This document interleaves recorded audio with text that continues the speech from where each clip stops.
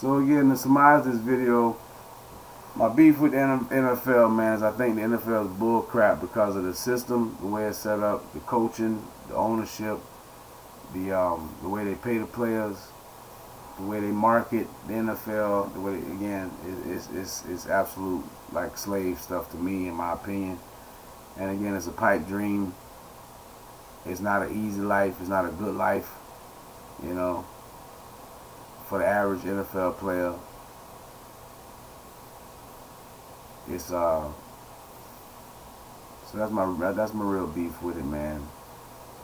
Um, but the beat goes on, you know. Ain't no real stopping unless everything in the system in the entire American system change. Then we can get some change in the sports athletics. But ain't no stopping these people's system, man. People so brainwashed and they love it so much. Even talking against it make people uncomfortable and make people think that something's wrong with you because you know out there cheering those young men out there breaking each other's bones and trying to kill each other. Again, it's all about not being poor. Who don't want to be poor? You know, who want to be poor?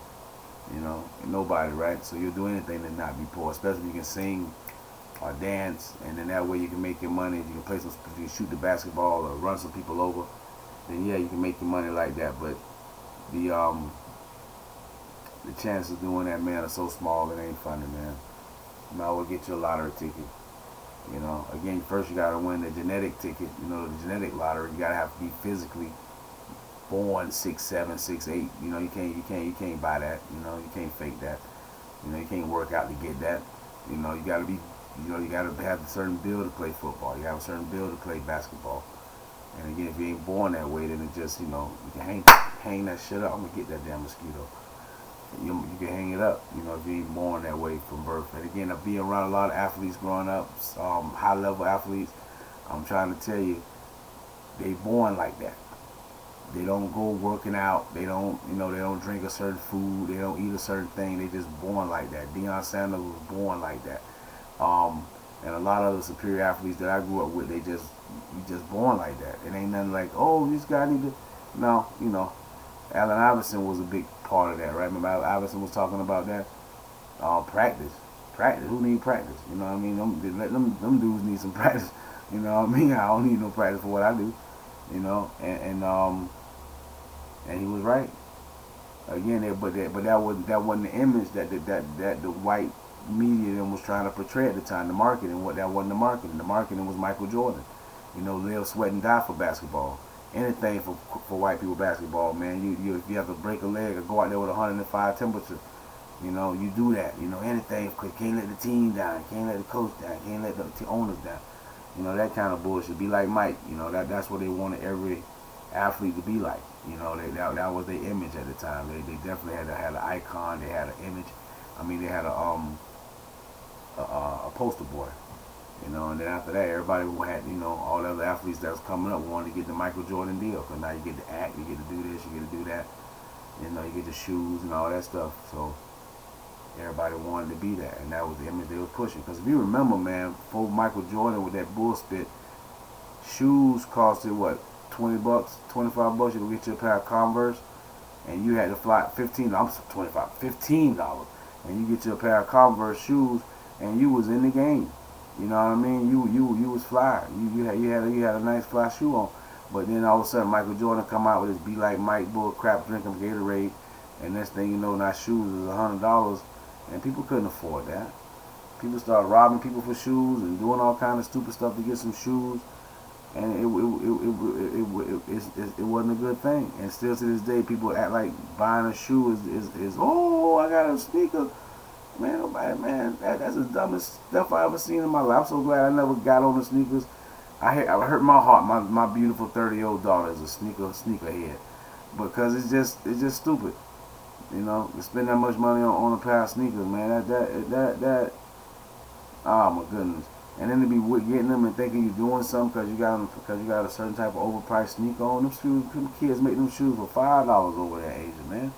And then these people don't convince you to mark it up, to pay $100+ for these shoes. Man, get out of here. Shoe ain't supposed to do nothing but cover your feet and protect your soles, man. That ain't nothing you supposed to be paying no crazy dollar for. Again, they overhype it, man. And then when I was younger, one of the main brags was, I was the first one with him. How you know you was the first one with him?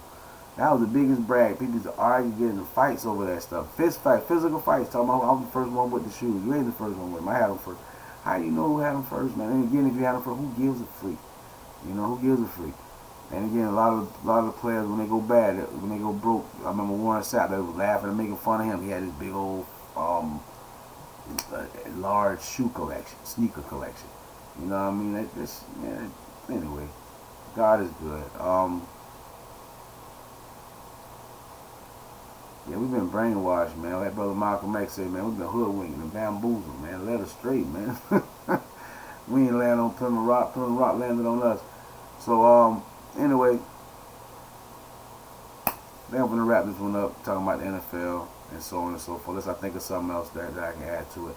It's been fun. It's a good video, I think. Again, it's just me talking. I don't have no special nothing, no formula, nothing. I ain't writing down no notes. I'm just going off the dome. I wish I had it where it was like my chat rooms that I go to where we interact and you can talk back and forth with me. And I can talk with you. You know, I'm more that kind of person.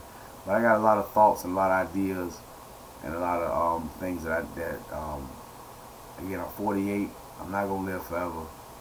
And I would love to get them down. A lot of ideas and stuff, thoughts about religion, about life, about stuff that even when I'm not here, I think that especially my children and my loved ones will get value from it. And it's not just them, because again, just to have stuff value them, that ain't no good, right? Because we need to value everybody. We need to value the world. And I think a lot of my ideas and concepts definitely do that. You know, not to be like blah blah blah. But anyway, God is good, man.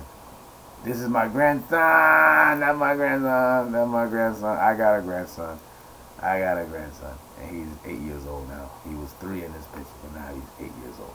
He got videos. He got all kind of stuff he do. He's an absolute video game nerd.